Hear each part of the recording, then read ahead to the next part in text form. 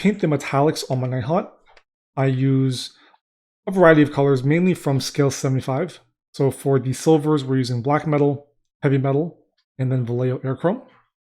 And for the gold, we're using scale colors Negro Gold, Elven Gold, and then from Vallejo Game Color, Polished Gold. To add some verdigris, rust, and weathering to our metallics, we're using 2 colors from scale 75. There's Sharpnel Red and Chink Orange, and then Nihilakh Oxide from Games Workshop's technical range. So to paint the gold on this miniature is a fairly simple and straightforward recipe. We're just using scale colors Negro Gold, Elven Gold, and then some Game Color Polished Gold from Vallejo. You can skip this step if you want a darker, grittier gold or something that's a little more on the muted side in terms of values. I tend to stay in between these two, going up to sort of Elven Gold for my brightest highlights. And then what I'll do is I'll apply the polished gold with some very, very sharp raised edges near the top, just to add a few points of interest and just sort of like little pings. And you'll see it when I paint on the filigree on his torture rack. The scale color metallics base coat very, very well. And if you're neat with the stage, you don't have to really worry about going back in and black lining any of the recesses.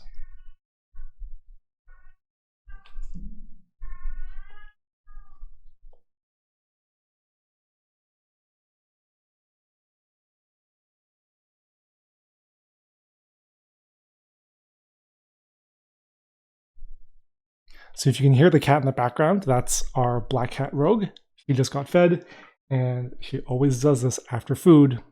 She grabs a toy like she's hunted something and brings it to us and meows nonstop. It makes recording incredibly difficult sometimes. Okay, so once we've highlighted or base coated, sorry, with our Negro Gold, we're now going to start applying our highlight with the Elven Gold. Now you can mix a 50-50 between the two, or if you're like me and you're just very comfortable with feathering and glazing, we're just going to take some, I'm just going straight with the Elven Gold, diluted, and we're just going to feather out some of the highlights here.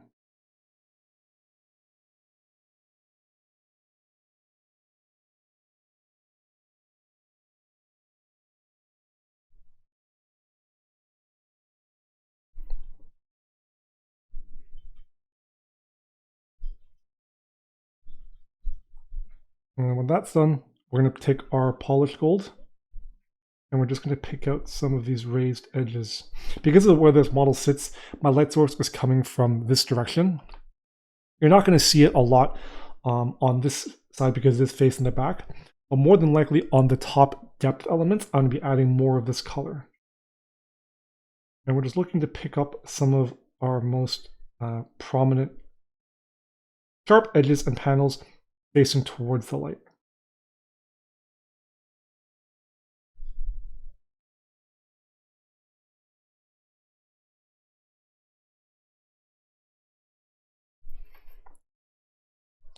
And that's all I do for my gold.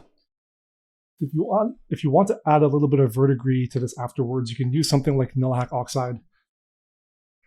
Something very simple, like a pale turquoisey blue.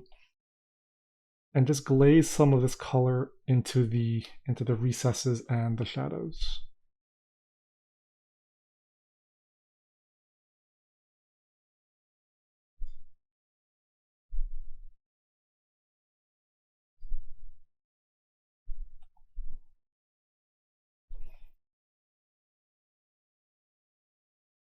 So Krulghast has quite a large number of metallic items on his body, right? He's got the chains, he's got his shackles, he's got his helmet. I'm going to count the belt as a shackled object since it's clamped by 2 locks. He also has his torture rack, the tools. He's got some of the metal banding and more chain. It's quite a lot of silver, and it could end up looking too bright, and I don't want to say it'll be busy, but very uniform. Everything's going to sort of blend together if we paint it all in the same silver tone. However, in keeping with the ethos of a limited palette, using the same colors and something that's quick and repeatable, what we're going to do is to help create a separation in the different tones of the silver, is to either go darker or go brighter with our highlights and create different base tones and different methods of highlighting to create a difference or a gap in both the value of the items as well as the texture. So the colors that we're going to be using are black. I'm using AK's black, but you can use Vallejo as well. Scale 75 Black Metal, Heavy Metal, and Vallejo Air Chrome. So these 4 colors are going to be used for our base coats, our highlighting, and some of our initial battle damage. What we're going to do afterwards as well is then follow up with some glazes of, I believe this is a Sharpnel Red, the label's gone, but Sharpnel Red from Scale 75, and Chink Orange. And essentially this is a reddy sort of umber color, and then a rusty orange color. And this is going to be our verdigris, our rust tones that we're going to be glazing on and washing on afterwards. So the way I'm going to approach determining what colors to paint for different objects. So essentially, I think the shackles and the chains are going to end up being a brighter silver. I think there's less of them, and I think the chains on the front especially will look nicer in a bright silver. What we're going to do is we're going to paint the helmet as well as the banding on the torture rack in a darker, almost a black metal color. So that's what we're going to introduce our black into our silver to create the base coat and then highlighting up. We're then going to paint the torture tools in a bit of a sort of, I don't want to say polished silver, but it's going to be a shiny silver that we're going to then texture up with our brushstrokes to make them look very weathered, very worn. And then we'll see where we end up. So to paint the brighter shackles and the chain, we're just going to be using black metal and heavy metal. So we're going to start with a base coat of our black metal.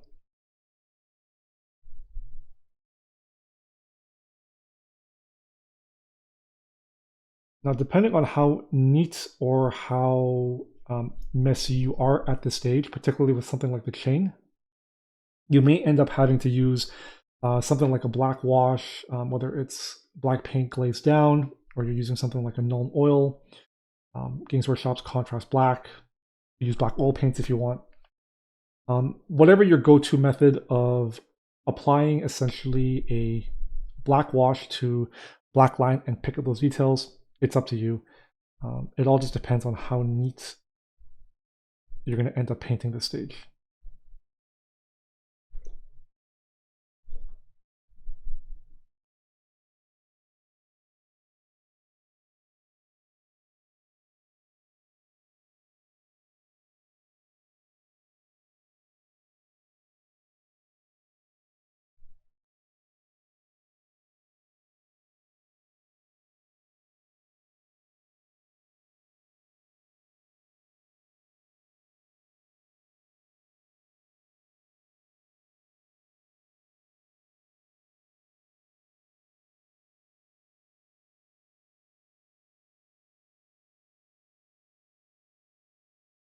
And once we have our base coat of black metal, we just go in with our heavy metal, and we're just going to very gently pick out, adding in some highlights in the raised edges.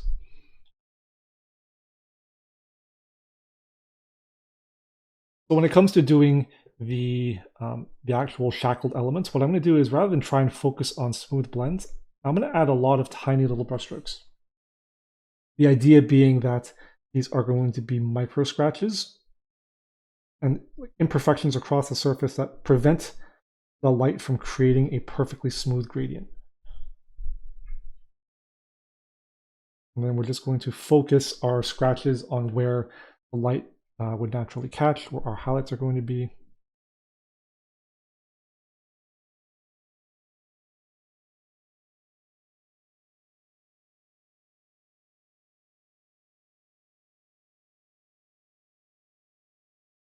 Okay, very nice and simple, not too complicated, we can get it done quick.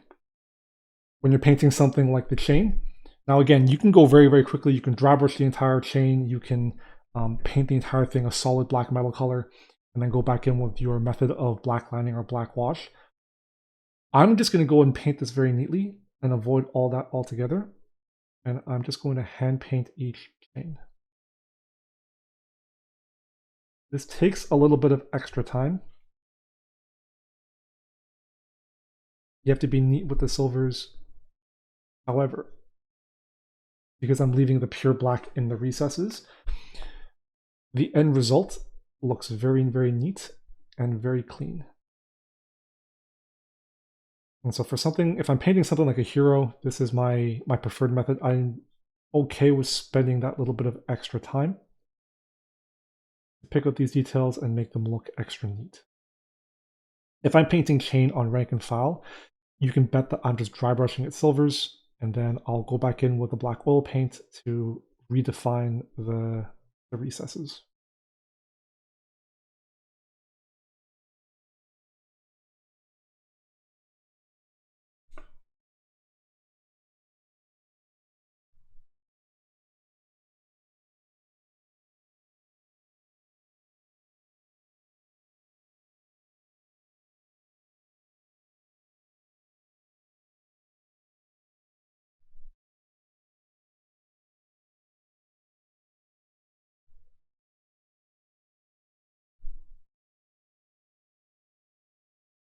Once we've applied our base coat of the black metal, once again, just like the belt, we're going to go back in with our heavy metal and we're going to apply our highlights. When you're highlighting something like an individual thing like chain or chainmail, it's very tempting to highlight each chain individually. And you can, there's nothing wrong with it. However, with something like this chain, it looks much more convincing to treat the entire chain as one object. You're going to highlight the entire thing uniformly to properly reflect the lights and shadows, and rather than pick out, oh, say if my light source is from the top, rather than just focusing on the top of each chain, which, don't get me wrong, can look good, what we're going to do is we're going to treat it as light to dark across the entire surface.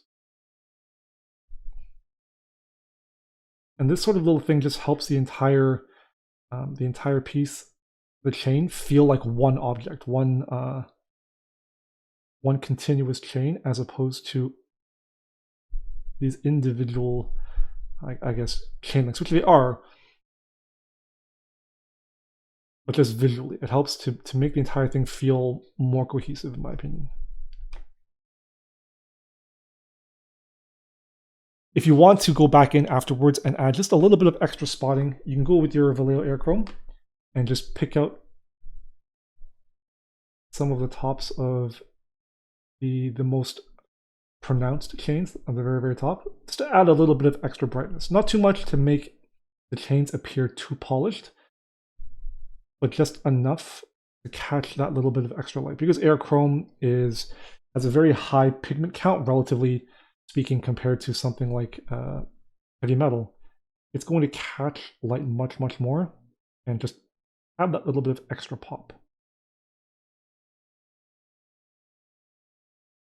And we would paint the shackles in the same way as the belt and the rest of the chains in the same way as this. So to paint something like the banding on the torture rack, something that we want to do in this sort of darker metal look, what we're going to do is we're going to take our AK black and we're going to mix it 50-50 with black metal. And that's going to give us pretty much a metallic black.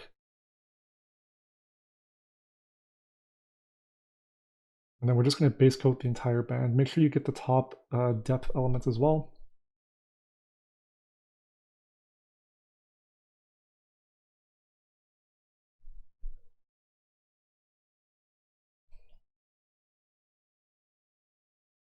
And then to highlight this, we're then going to take our black metal, and then we're going to focus on just applying scratches all around the edge, and maybe some on the inside as well. But really, we're just focusing around the edge. Going a little heavier on the top, but you can also think about the wear and tear. Think about where scratches would appear on this object just through everyday use, and you can apply your scratches accordingly, concentrating just a little heavier on the edges to pick out the form of the actual shape. And then once that's done, we go back in with our heavy metal. I'm going to pick out the rivets. And then I'm going to pick out the edges of the banding. You don't have to go evenly. You don't have to highlight across the entire surface. In fact, leaving little gaps helps to sell the idea that it's been battered, it's worn, it's got all these little imperfections and scratches that don't catch the light evenly.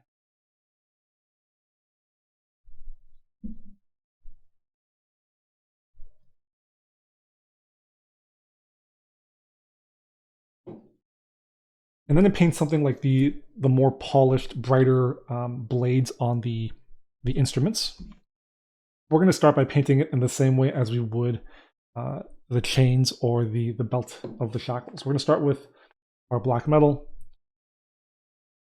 and apply our base coat.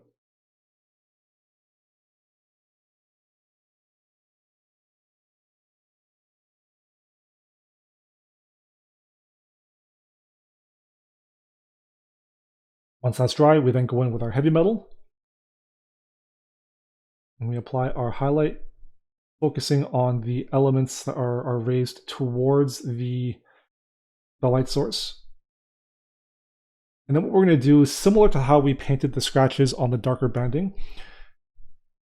As we fade out, we're just going to create these little lines, these little micro scratches to simulate the imperfections and the damage and the weathering that would come from how these instruments are used to hack and slash and torture people.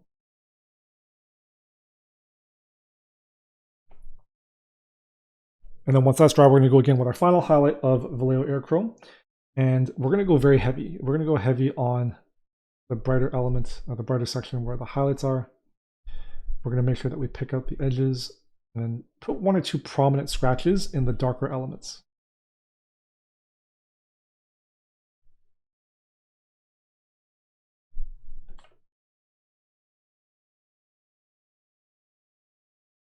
Okay, and you can already see just by doing that, creating that variation in terms of the brightness and the texturing, and how we're sort of applying the paint in a way to create different forms of texture that we can really vary up the look and feel of all these different elements, even though they're using the same colors, add just that bit of variety while still staying within a limited palette scope.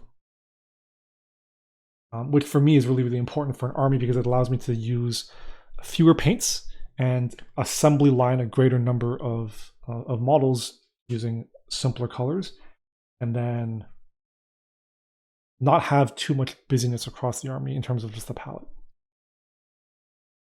So we still have the rust and verdigris stage to do, but what we're going to do first is we're going to paint the rest of the metallics on the model in these three ways. So we're going to paint the shackles in sort of this mid-tone silver, we're going to paint the banding in this dark stone silver, and then we're going to paint the tools and instruments in this really bright polished silver. Once that's all done, we'll come back with the weathering. So once we've got the metallics all painted up on Krulghast, the last thing that we're going to be doing is applying some sort of rust effects and some weathering using a very simple technique with two colors. So we're using scale colors, or scale 75's Sharpnel Red and Chink Orange. And really all we're looking to do is just apply some dots and glazes and washes of these two colors to simulate some of the weathering and the rust that you would get on the old aged metal. And I don't have a hard and fast way to do this. All I really do is I take the two colors on my palette, dilute it to different degrees or different amounts, and then I just sort of apply it where I think that weathering will be. And you can go heavier or lighter depending on how aged you want the material to look, how much rust you want to have collected. And all we're going to do is we're just going to go and hit up every metallic part. For things like the chains, maybe we'll just go with something much more watery to be able to collect into those crevices. Whereas on something like these spikes, we might go a little less diluted, a little heavier, so we can control exactly how we dot it on.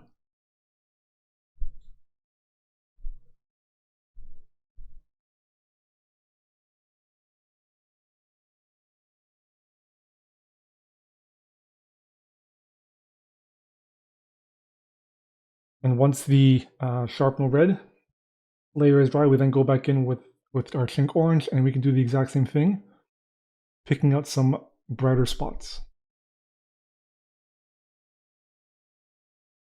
A good rule of thumb is to focus this on wherever moisture or water will collect, because over time that's exactly where the rest is going to develop.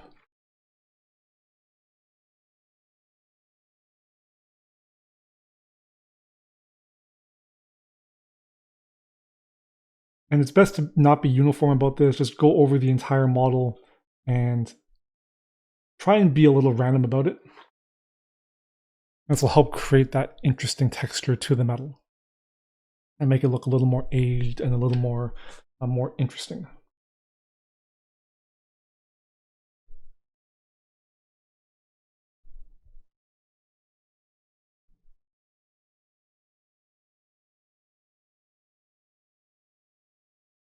Where these rivets join to the wood, we might also want to have some rust streaks running down.